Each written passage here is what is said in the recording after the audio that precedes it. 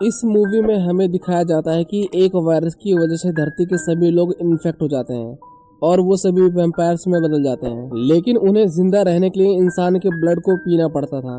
इसलिए धीरे धीरे करके इंसानों की आबादी धरती से कम हो जाती है।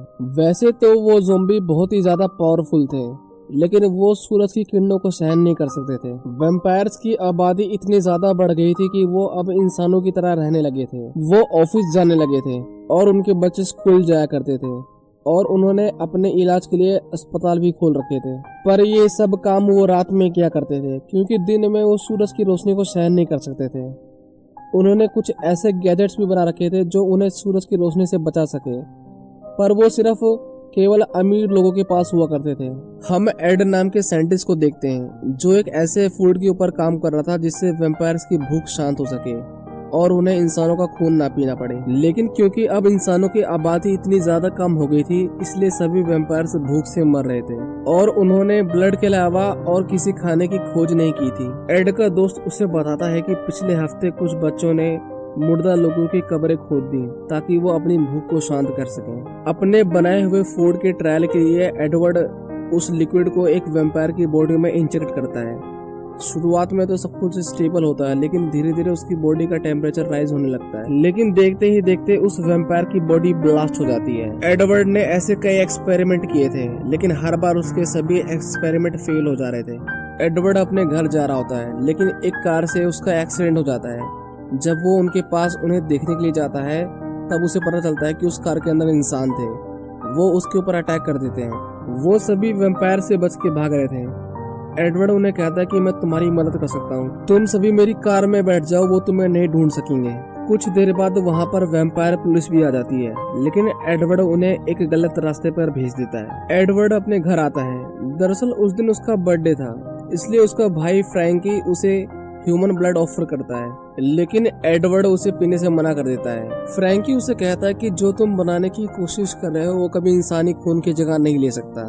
उन दोनों के बीच में बहस होने लगती है, लेकिन एडवर्ड उस खून की बोतल को नीचे फेंक देता है। फ्रैंकी बहुत गुस्से में होता है और वहाँ से जाने लगता है, लेकिन तभी एक वैम्पायर उसके ऊपर अटैक कर देता है। उन सभी के बीच में हाथापाई होती है, लेकिन फ्रैंकी उसे एक चाकू से मार डालता है। कुछ देर बाद वहाँ पर इन्वेस्टिगेशन के लिए पुलिस भी आ जाती है। पुलिस उसे कहती है कि पिछले 3 महीने में यहाँ पर तीसरा अटैक है, इसीलिए बेहतर यही है कि आप अपनी सिक्योरिटी को अपडेट कर लें। पुलिस ऑफिसर्स को उसके हाथ में एक अंगूठी मिलती है। एडवर्ड उस अंगूठी को देख के समझ जाता है कि वो वैम्पायर कोई और नहीं बल्कि उसके बगीचे का माली है। एडवर्ड उस हमले से बहुत ही ज्यादा परेशान होता है, लेकिन तभी उसके डोर पर बेल बजती है। जब वो वहां पर जाता है तब उसे वही लेडी मिलती है जिसे उसने बचाया था। वो उसे एक एड्रेस देती है और वहां पर अकेले आने के लिए कहती है। फ्रैंकी उससे पूछता है कि वो कौन थी, लेकिन एडवर्ड उसे कुछ भी नहीं बताता। एडवर्ड अपने ऑफिस के अंदर आता है, जहां पर उसका बॉस उसे कहता है कि अगर तुमने फेक ब्लड बना लिया तो उससे ज्यादातर आबादी की भूख तो मिट जाएगी, लेकिन अभी भी कुछ लोग ऐसे हैं जिन्हें असली इंसान का खून चाहिए और हम इससे बहुत ज्यादा पैसा कमा सकते हैं। एडवर्ड समझ जाता है कि वो इस समय में भी अपने प्रॉफिट के बारे में सोच रहा था, इसलिए वो जल्द से जल्द अपने आर्टिफिशियल ब्लड को तैयार करना चाहता था। वो हर वक्त उस लेडी के दिए हुए एड्रेस के बारे में सोच रहा था। वो डिसाइड करता है कि वो फाइनली उस लेडी से मिलने के लिए जाएगा। अगले दिन वो उसके बताए हुए एड्रेस पर पहुंचता है। वहां पर वो एल्विस नाम के एक आदमी से मिलता है। एल्विस अपने घावों को दिखाता है और उससे कहता है कि मैं भी पहले तुम्हारी तरह ही एक वैम्पायर हुआ करता था। एड उसे देखकर बहुत ही ज्यादा हैरान हो जाता है, क्योंकि इससे पहले उसने कभी भी किसी वैम्पायर को इंसान बनते हुए नहीं देखा था। एड उससे पूछता है कि तुमने ये कैसे किया, लेकिन तभी वहाँ पर उसका भाई फ्रैंकी आ जाता है जो उसे फॉलो कर रहा था।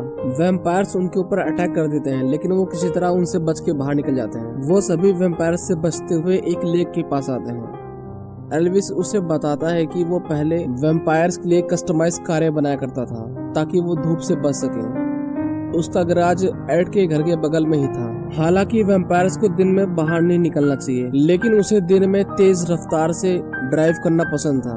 लेकिन एक दिन ड्राइव करते वक्त उसके शरीर में खून की कमी आ जाती है, जिसकी वजह से उसकी कार का एक्सीडेंट हो जाता है और वो सूरज की रोशनी से थोड़ा जल जाता है। लेकिन उसकी जान बच जाती है क्योंकि वो उसके तुरंत बाद ही उस लेक के अंदर गिर गया था। जब वो लेक से बाहर निकलता है तब वो महसूस करता है कि उसे धूप की रोशनी से कुछ भी नहीं हो रहा। इसका मतलब ये था कि अब वो इंसान बन चुका था, क्योंकि एडवर्ड ने बहुत समय से इंसान का खून नहीं पिया था, इसलिए उसे कमजोरी आने लगती है। इसीलिए बेनेट अपना हाथ काटकर उसे पीने के लिए खून देती है। एल्विस एड को उस सीक्रेट लोकेशन पे लाता है जहाँ पर वो सभी मिलकर वैम्पायर्स को दोबारा ह्यूमन बनाने की एक्सपेरिमेंट कर रहे थे।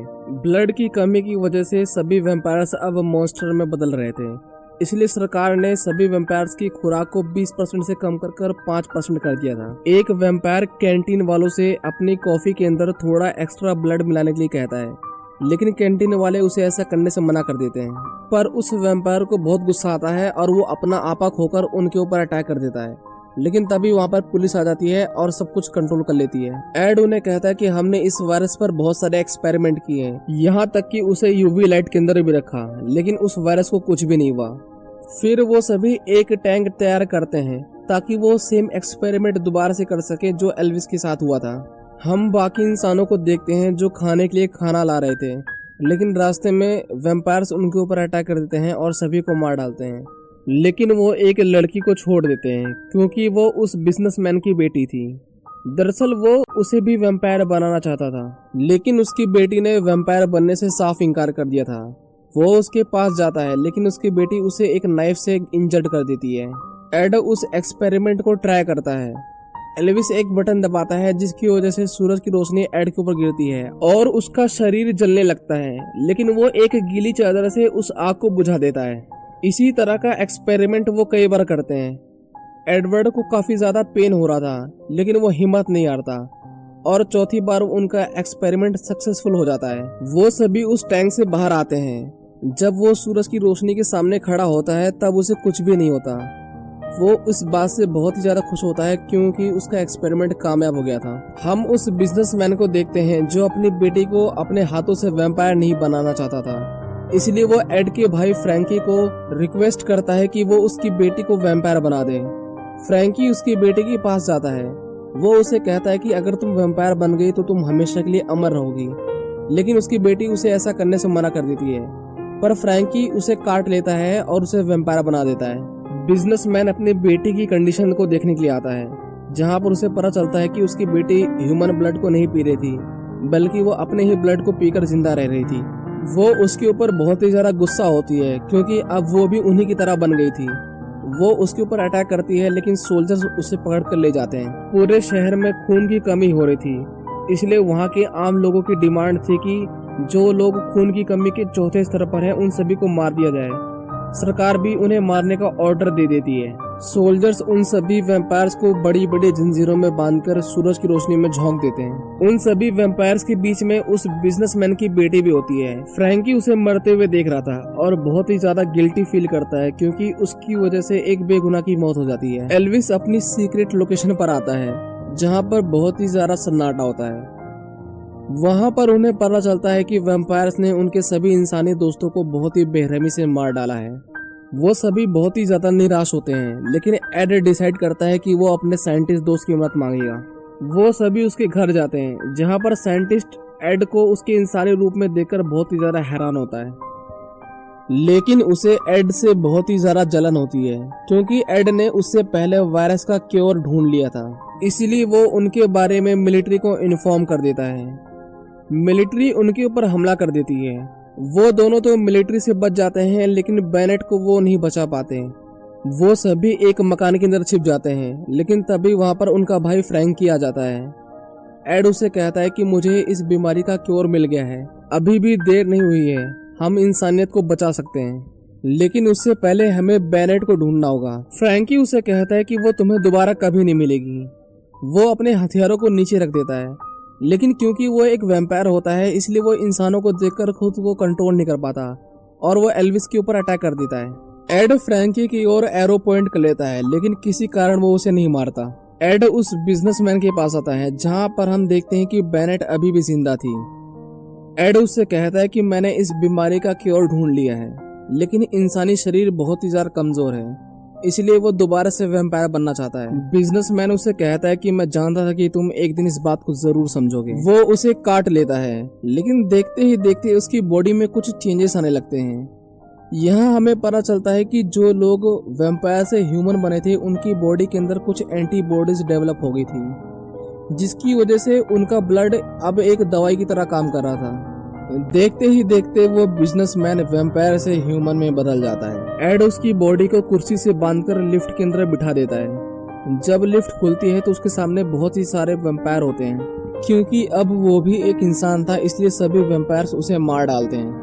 एड उस बिल्डिंग से निकल रहा होता है, लेकिन उसके सामने बहुत सारे वैम्पायर्स खड़े होते हैं। वो सभी फ्रैंकी को चारों तरफ से घेर लेते हैं। फ्रैंकी उन्हें कहता है कि तुम ऐसा मत करो, हमें इसका इलाज मिल गया है, हम सब ठीक हो सकते हैं। लेकिन वो सभी वैम्पायर उसकी नहीं सुनते और उसे मार डालते हैं। जिन वैम्पायर्स ने उसका ब्लड पिया था वो सभी दोबारा से ह्यूमन बनने लगते हैं।